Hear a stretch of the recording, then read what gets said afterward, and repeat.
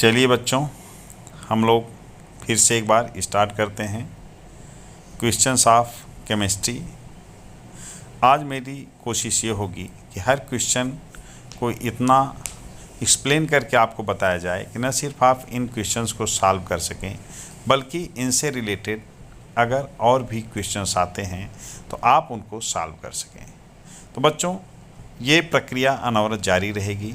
आप लोगों के लिए निरंतर क्वेश्चंस हम लाते रहेंगे, किंतु आप लोग भी अपनी उपस्थिति का एहसास ज़रूर कराएं, जिससे हमें ये पता चले कि आप कितने मनोयोग से इस क्लास को लेते हैं। तो चलिए हम लोग देखते हैं क्वेश्चन नंबर 61 क्या है।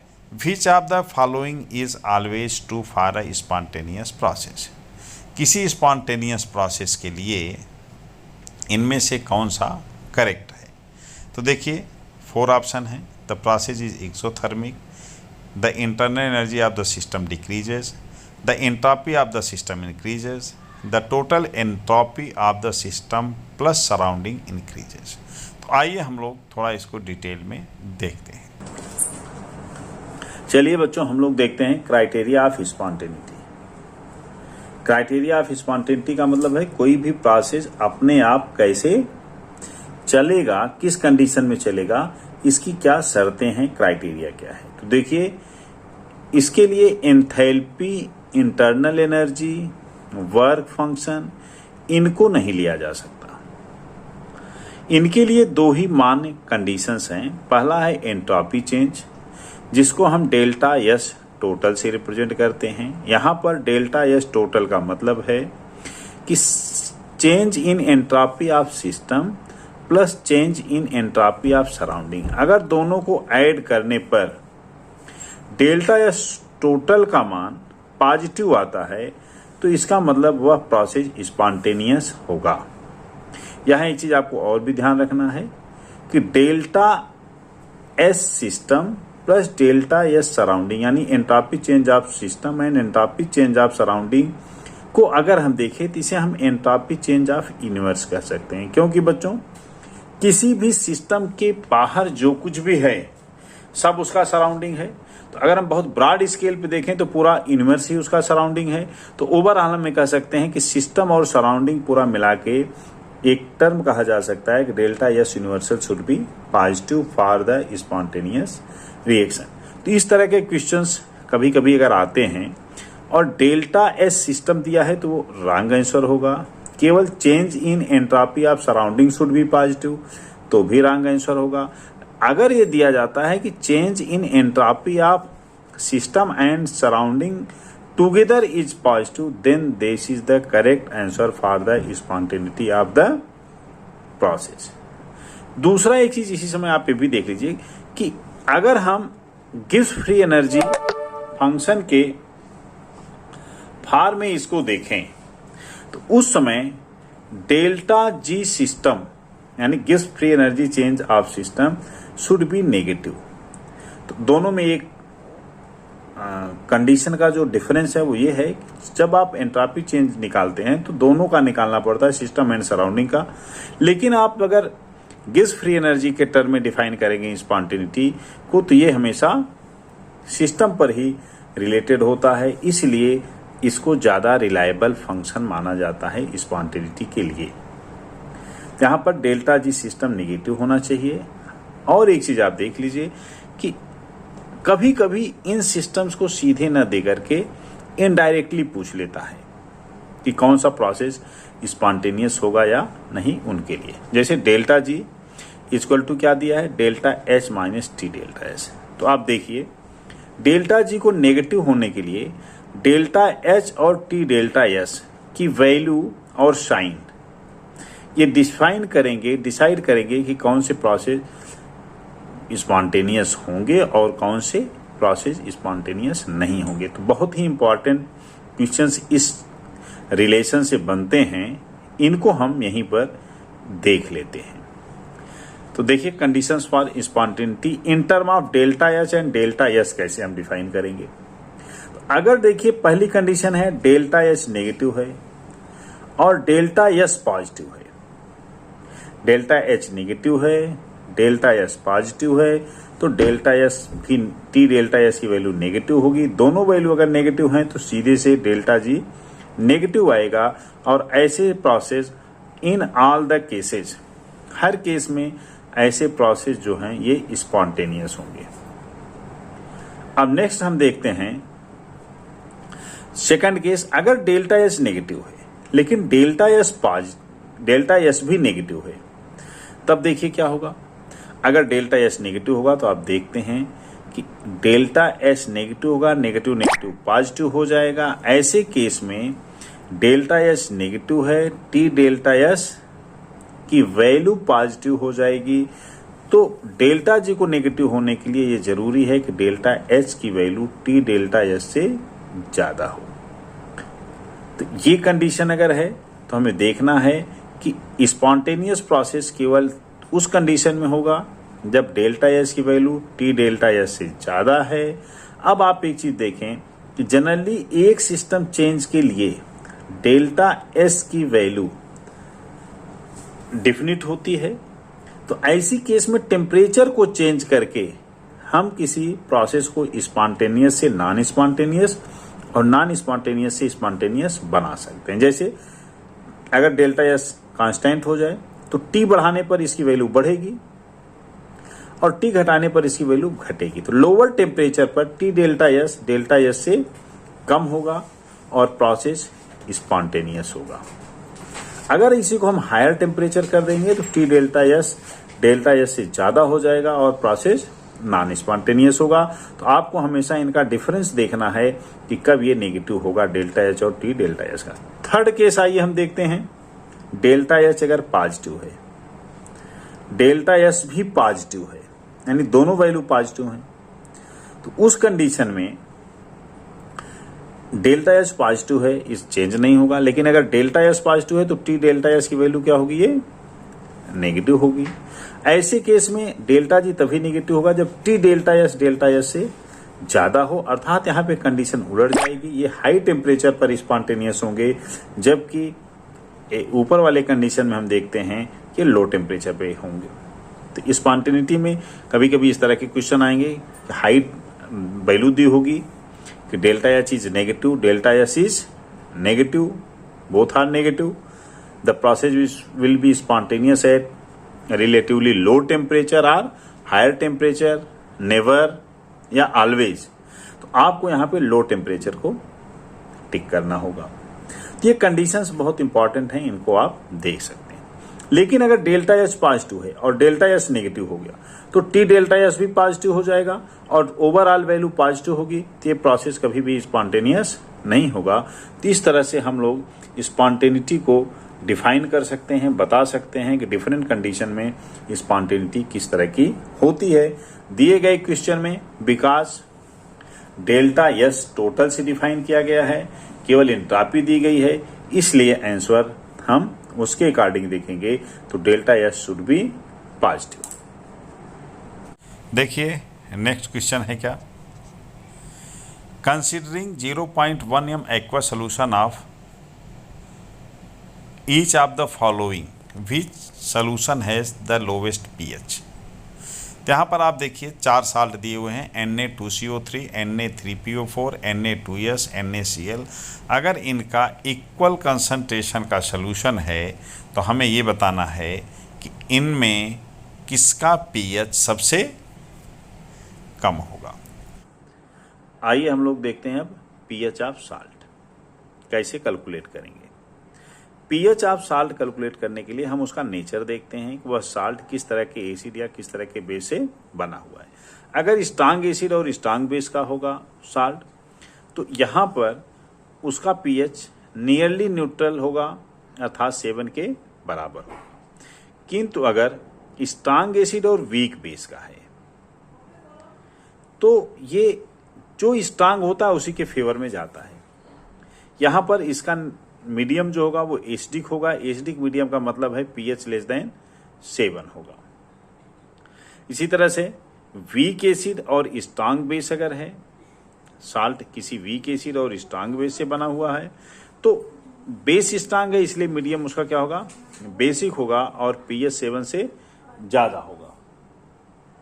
इसी तरह से अगर वीक एसिड और वीक बेस का है तो यहाँ पर थोड़ा कंडीशन टेक्निकल हो जाती है और हमें ये देखना होता है कि इनकी Ka और Kb वैल्यू क्या है, अर्थात pH नियरली न्यूट्रल के आसपास, 7 के आसपास ही होता है, फिर भी 7 से कम होगा या 7 से ज़्यादा होगा, इसको देखने के लिए हमें देख सकते हैं कि अगर pKa और pKb यानी एसिड और बेस के कांस्टेंट सेम है तो ये न्यूट्रल होगा। अगर एसिड कांस्टेंट ज़्यादा होगा अर्थात Ka लेस देन Kb होगा तो pKa ज़्यादा होगा pKb से, ऐसी कंडीशन में सोल्यूशन एल्कलाइन होगा। अगर pKa लेस देन pKb होगा अर्थात Kb की वैल्यू लेस होगी, Ka की वैल्यू ज़्यादा होगी, तो सोल्यूशन एसिडिक होगा। ध्यान देने वाली बात है कि ये क्वेश्चंस इस तरह के पूछे जाएंगे। बहुत शॉर्ट में अगर हम इसको समझें तो ये कह सकते हैं कि वीक एसिड और वीक बेस के केस में हम pKa pKb वैल्यू या Ka और Kb वैल्यू दोनों को कंपेयर कर सकते हैं। जिस तरह से pH और H+ कंसंट्रेशन होता है, आप जानते हैं कि H+ कंसंट्रेशन ज़्यादा होगा तो pH का वैल्यू कम आएगी, H+ कंसंट्रेशन कम होगा तो pH की वैल्यू ज़्यादा होती है। उसी तरह से अगर Kb ज़्यादा होगा तो pKb कम होगा। अगर Ka की वैल्यू ज़्यादा होगी तो pKa की वैल्यू कम होगी। इस तरह से हम लोग डिफाइन कर सकते हैं। तो दिए गए केस में अगर हम देखें तो NaCl न्यूट्रल है, बाकी सब स्ट्रांग बेस के हैं, इसलिए इनका pH वैल्यू 7 से ज़्यादा होगा, इसलिए करेक्ट आंसर NaCl होना चाहिए। इस तरह से देखिए बच्चों, हम लोगों ने देखा कि यहाँ पर ऑप्शन 4 करेक्ट आंसर है NaCl। NaCl का pH वैल्यू न्यूनतम होगी, मिनिमम होगी, लोवेस्ट होगी। चलिए हम लोग देखते हैं नेक्स्ट क्वेश्चन। Question number 63। ये क्वेश्चन क्या है देखिए। The Rydberg equation predicts accurately the ultraviolet visible spectrum of the hydrogen atom. A form of Rydberg equation may also be used to predict the ultraviolet value emission for the following except। देखिए accept क्या है, मतलब कि Rydberg equation जो है वो hydrogen के spectrum को इजीली एक्सप्लेन करता है, एक्यूरेटली एक्सप्लेन करता है। इसका एक फॉर्म ऐसा है जो कुछ और भी सिस्टम्स के लिए एप्लीकेबल है, एक्सेप्ट 1 जो हम ऑप्शन देखिए देखने चल रहे हैं। इनमें से H-D H+ और Be2+। चलिए हम लोग देखते हैं रिडबर्ग इक्वेशन कहाँ पर यूज हो सकता है। देखिए रिडबर्ग इक्वेशन हो या बोर्स थ्योरी हो, ये दोनों हाइड्रोजन के लिए दी गए हैं, लेकिन हाइड्रोजन के साथ साथ ये hydrogen and hydrogen like atoms पर भी एप्लीकेबल हैं। अब क्वेश्चन ये उठता है कि हाइड्रोजन लाइक एटम्स हैं क्या। हाइड्रोजन लाइक एटम्स जानने से पहले हम हाइड्रोजन को देखेंगे।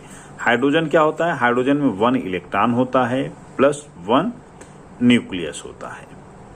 तो देखिए ऐसे सभी सिस्टम जिसमें 1 इलेक्ट्रॉन एंड 1 न्यूक्लियस होता है उनको हम हाइड्रोजन लाइक एटम कह सकते हैं। अब अगर हम देखें हाइड्रोजन लाइक एटम में तो कौन आ सकता है? जैसे हीलियम है, हीलियम में 1 न्यूक्लियस होता है प्लस 2 इलेक्ट्रॉन्स हैं। अगर हम हीलियम प्लस लेते हैं तो ये हो जाएगा 1 न्यूक्लियस प्लस 1 इलेक्ट्रॉन सिस्टम, क्योंकि 1 इलेक्ट्रॉन इसमें कम हो जाएगा। इसी तरह से लिथियम 2+ में 1 ही इलेक्ट्रॉन होगा, 1 न्यूक्लियस होगा। बेरिलियम 3+ ले लें, इसमें भी 1 ही इलेक्ट्रॉन होगा क्योंकि 3 इलेक्ट्रॉन निकल जाएंगे। तो हम ये कह सकते हैं कि हाइड्रोजन के साथ साथ हीलियम, लिथियम, बेरिलियम इनके कैटायंस भी हाइड्रोजन लाइक एटम की तरह बिहेव करते हैं। इसके साथ साथ आइसोटोप्स ऑफ हाइड्रोजन जितने हैं ये भी हाइड्रोजन लाइक एटम होते हैं, जैसे ड्यूटेरियम है, ट्राइटियम है, तो इन पर भी एक इलेक्ट्रॉन होते हैं।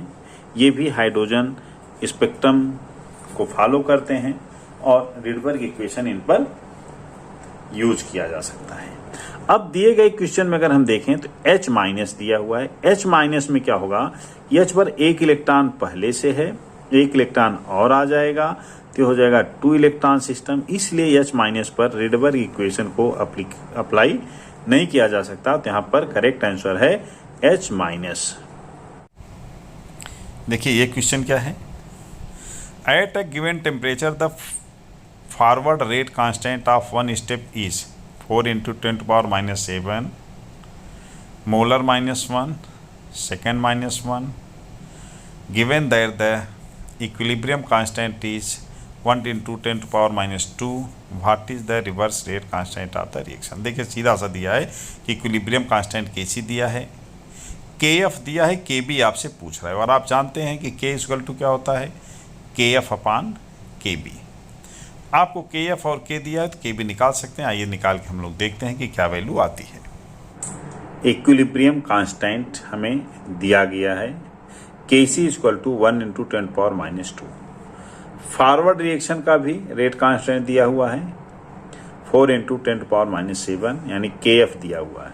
सिंपली अगर हम देखें एक रिएक्टेंट प्रोडक्ट में रिवर्सिबली अगर कन्वर्ट हो रहा है तो Kf/Kb के रेशियो को ही हम Kc कहते हैं। तो यहाँ Kb = क्या हो जाएगा, Kf/Kc। देन आप Kf की वैल्यू रख दीजिए, Kc की वैल्यू रखिए एंड हम देखते हैं कि आंसर हमारा आ जाता है Kb = 4 × 10⁻⁵। दस this is the correct answer.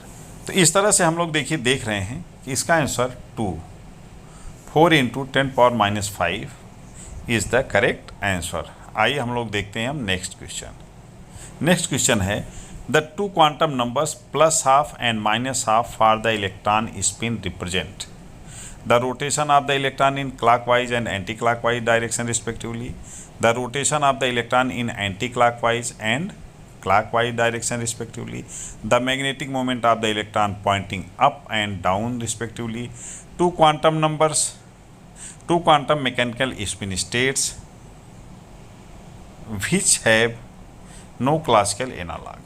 तो बच्चों देखिए यहाँ पर आपको ध्यान ये देना है कि जो क्वांटम नंबर्स +½ एंड -½ होती हैं they are do not related with the direction of the spin.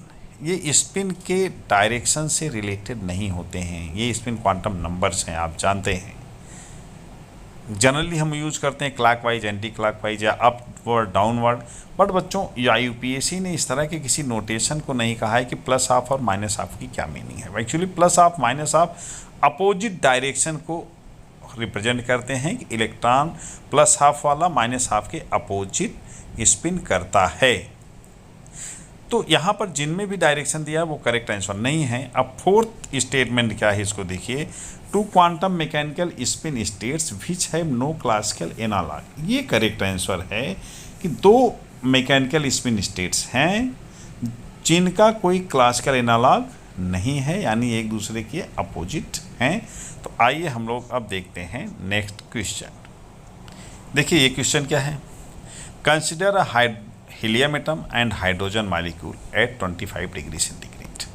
The mean kinetic energy of helium atom is. अब बच्चों देखिए सिंपली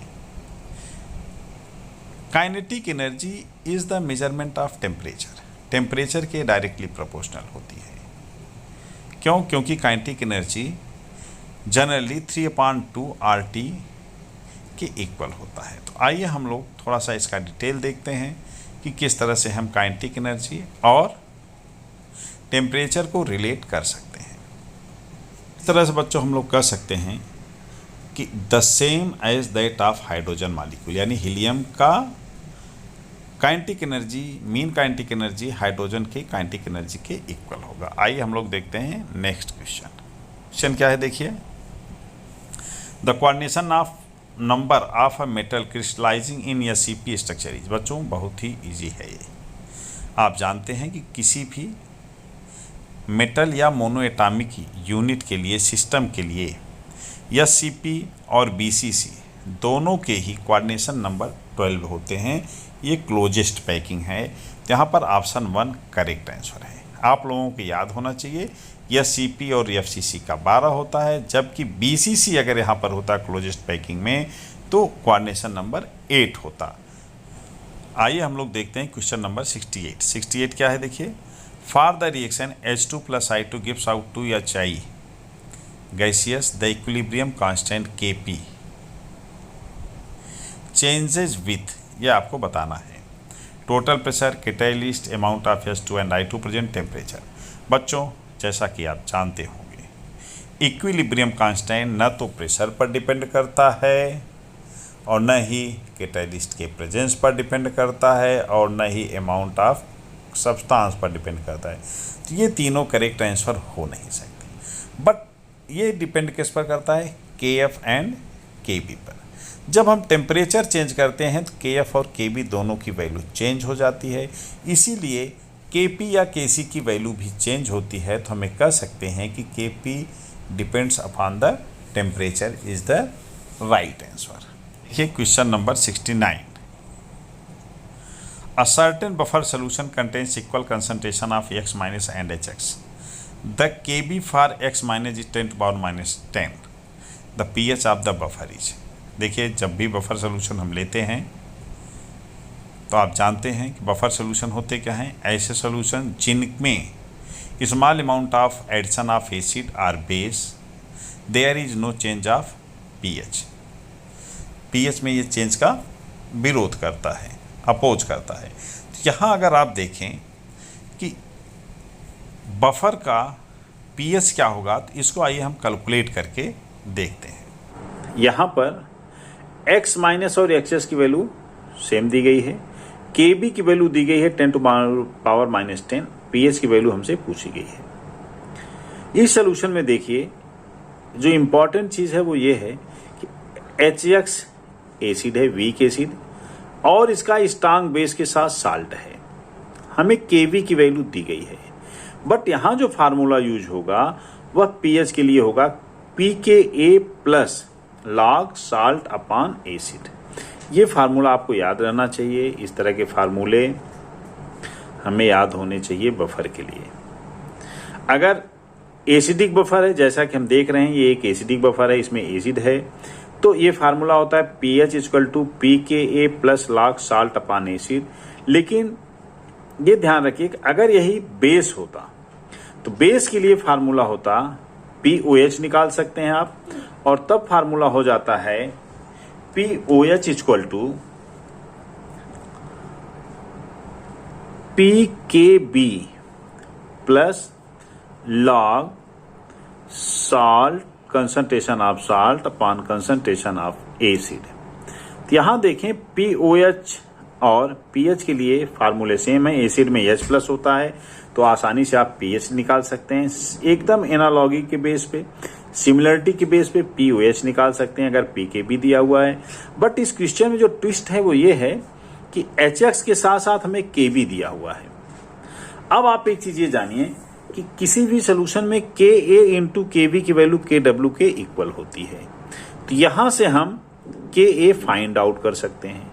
Ka = हो जाएगा KW अपॉन KB। आप जानते हैं कि KW की वैल्यू 10⁻14 होती है, KB की वैल्यू 10⁻10 दी गई है, तो Ka की वैल्यू हो जाएगी 10⁻4।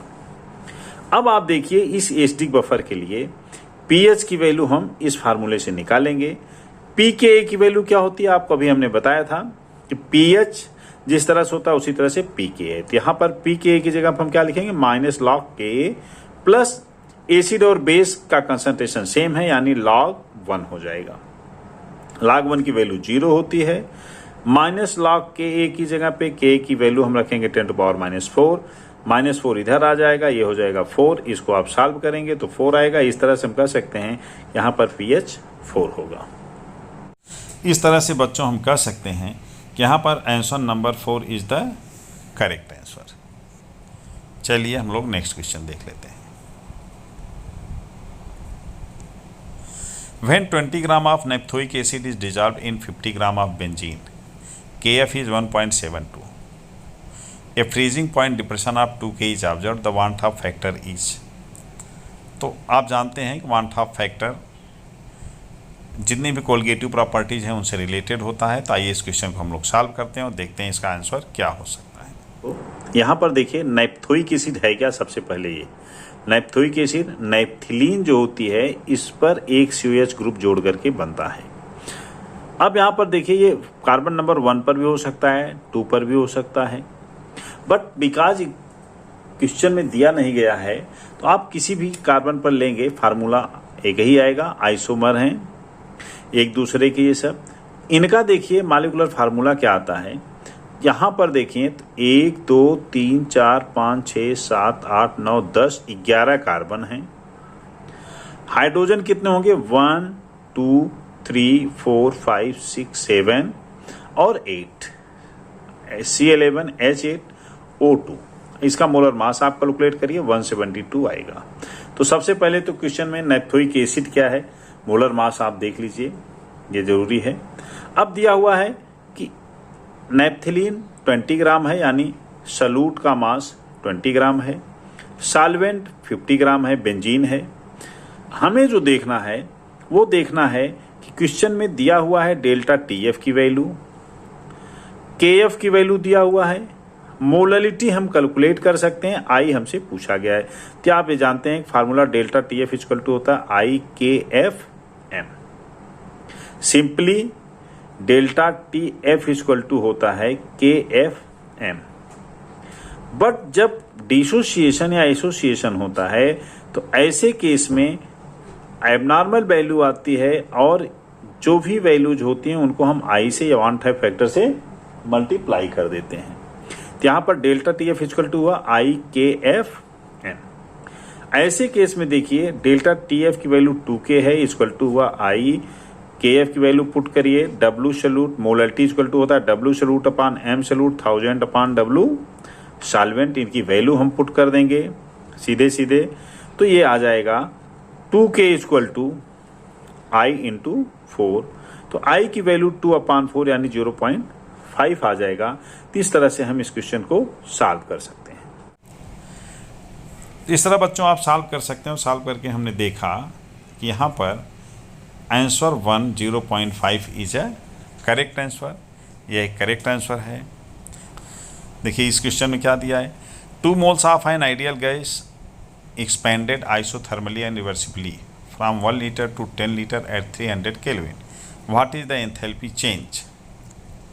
यहाँ पर 2 मोल आइडियल गैस का दिया हुआ है, इसका एक्सपेंशन आइसोथर्मली रिवर्सिबली होता है। कितना होता है, V1 1 लीटर है, V2 10 लीटर है। तो आइए इस क्वेश्चन को हम लोग सॉल्व करके देखते हैं।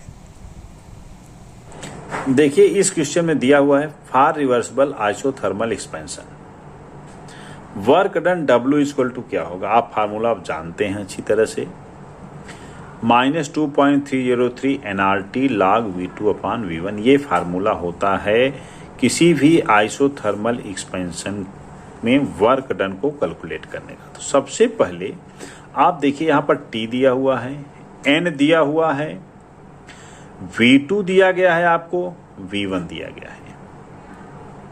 क्वेश्चन में N की वैल्यू कितनी है 2 मोल,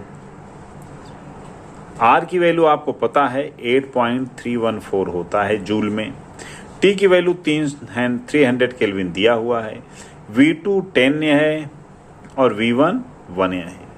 तो इस तरह से आपको ये सभी वैल्यूज दी गई हैं, तो W आप कैलकुलेट कर सकते हैं। वैल्यू पुट कर दीजिए और कैलकुलेट करने पर हमारी जो वैल्यू आएगी वो आएगी 11488.2 जूल, या इसको किलो जूल में हम कन्वर्ट करें तो 1000 से डिवाइड कर देंगे और ये हो जाएगा -11.48 किलो जूल। अब देखिए ये वर्क डन रिवर्सिबली है,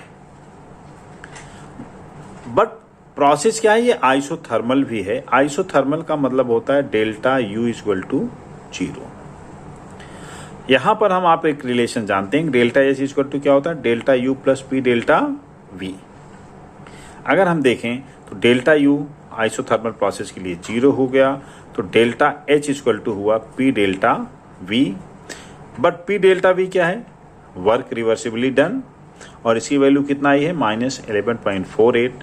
तो दस answer is the -11.48 kilo joule. इस तरह से हम लोग देखिए बच्चों देखते हैं कि answer number 3 is the correct answer. चलिए हम लोग नेक्स्ट देखते हैं। 72 क्वेश्चन नंबर क्या है? Which of the following is smallest in size? N3 minus O2 minus F minus Na+। तो बच्चों देखिए, अगर ध्यान से आप देखेंगे ये जितनी भी स्पीसीज दी हैं ये सब आइसो इलेक्ट्रॉनिक है। N3 माइनस में 10 इलेक्ट्रॉन है, 7 N में होता है, 3 माइनस से मिला 10 हुआ।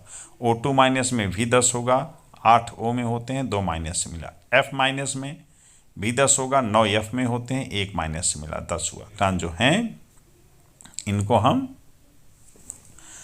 1 प्लस है तो 1 घटा देंगे, 10 होगा, तो सब आइसो इलेक्ट्रॉनिक है। और आप जानते हैं कि आइसो इलेक्ट्रॉनिक स्पीसीज में एटॉमिक साइज एटॉमिक नंबर बढ़ने के साथ साथ घटती है। तो सबसे ज़्यादा एटॉमिक नंबर किसका है? Na+ का। इसका मतलब इसकी साइज सबसे छोटी होगी। तो हमें कह सकते हैं कि smallest one is the Na+ is correct answer. यहाँ पे करेक्ट आंसर है। आइए नेक्स्ट क्वेश्चन हम लोग देख लेते हैं।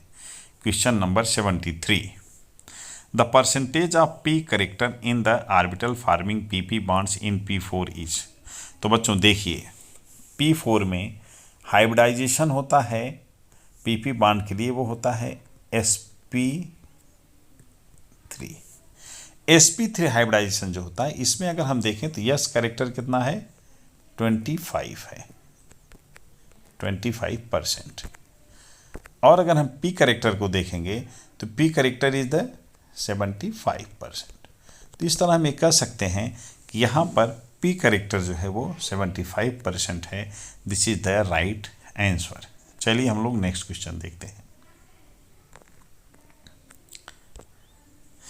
The chemical composition of slag form during the extraction of copper is. बच्चों देखिए, कॉपर में इम्प्योरिटी होती है किसकी? आयरन की। और जो आयरन है ये FeO के फॉर्म में इम्प्योरिटी के रूप में प्राप्त होता है। FeO सिलिका से रिएक्ट करता है और स्लैग बनाता है। तो SiO2 से जब ये रिएक्ट करता है तो ये बना लेता है FeSiO3, फेरस सिलिकेट। तो हमें कह सकते हैं 2 इज द करेक्ट आंसर यहाँ पर। आइए बच्चों हम लोग देखते हैं question number 75। A solution of Na2SO4 in water is electrolyzed using platinum electrode. The products at the cathode and anode are respectively. आइए इसको हम लोग सॉल्व करते हैं और देखते हैं कि क्या इसका आंसर हो सकता है। आइए बच्चों हम लोग देखते हैं hydrolysis of sodium sulphate at platinum electrode. देखिए यहाँ पर एक्वा सोल्यूशन में अगर हम देखें तो Na2SO4 डिसोसिएट होकर के देता है Na plus 2Na plus SO4 2- H2O already dissociated होता है, एक वीक आयोनाइजेशन इसका होता है, और ये देता है H प्लस प्लस OH-। तो देखें यहाँ हम अगर एनोड पर देखेंगे तो एनोड पर कंपटीशन किसके बीच होगा? एनोड पॉजिटिव होता है इलेक्ट्रोलिटिक शेल में, यहाँ पर ऑक्सीडेशन होगा, ये भी हमें पता है क्योंकि डिफिनीशन एनोड की है कि एनोड पर हमेशा ऑक्सीडेशन होता है। तो यहाँ पर एनोड पर कौन से आयन आएंगे? अगर ये पॉजिटिव है तो नेगेटिव आयन आएंगे, यानी SO4 2- आएगा और OH- आएगा। हमें ये देखना होगा कि इन दोनों में ऑक्सीडेशन किसका होगा। हमेशा ऑक्सीडेशन का एक रूल है, ऑक्सीडेशन उस इलेक्ट्रोड का होता है या उस आयन का होगा जिसका रिडक्शन पोटेंशियल या इलेक्ट्रोड पोटेंशियल जिसका कम होता है, लोअर होता है। तो अब आप देखिए यहाँ पर वैल्यू दी नहीं गई है, लेकिन हमें याद होना चाहिए, याद करना पड़ेगा कि H2O जो होता है या OH- के लिए रिडक्शन पोटेंशियल की वैल्यू लेस होती है। तो इसका मतलब H2O यहाँ पर या OH- क्या होगा? ये ऑक्सीडाइज होगा। किस तरह से इसका ऑक्सीडेशन होता है अगर हम देखें तो देखिए H2O gives out O2 plus 2H plus ion, plus 2 electron, sorry यहाँ पर 2s2 हो जाएगा, यहाँ पर 4h प्लस आयन होगा और यहाँ पर 4 इलेक्ट्रॉन हो जाएगा। तो इस तरह से हम अगर देखें तो H2O यहाँ पर ऑक्सीडाइज होगा एनोड पर और O2 हमें एनोड पर मिलेगा। कैथोड पर अगर हम देखें, कैथोड पर कौन क्या होगा, नेगेटिव इलेक्ट्रोड है, यहाँ पर Na प्लस आ सकता है अथवा H प्लस आयन आएगा। इन दोनों को अगर हम कंपेयर करें तो यहाँ पे बिकॉज रिडक्शन होगा और रिडक्शन हमेशा उस आयन का होता है जिसका E0 इलेक्ट्रोड पोटेंशियल हायर होता है।